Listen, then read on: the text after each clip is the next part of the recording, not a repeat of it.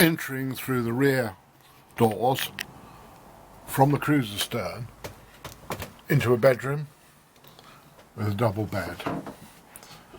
Forward of the bedroom we come into a very large bathroom with cassette toilet and shower and bath, beautifully tiled, and through into the kitchen. Well appointed kitchen, beautiful woodwork all round, and through the kitchen into a nice large living area, superb dining table, and through to the front, very spacious. There's lots of spare room, lots of storage,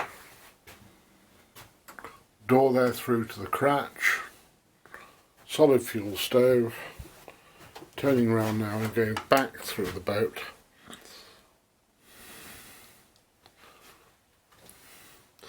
Dining table on poles, so it removes quite happily, makes up into a bed. Once more into the kitchen, gas cooker. Once more through the bathroom, beautiful tiling, towel rail.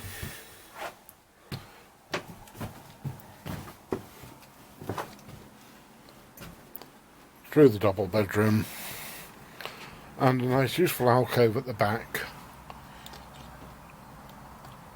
almost an office with all the navigational equipment and electric equipment there, and then back out onto the rear deck.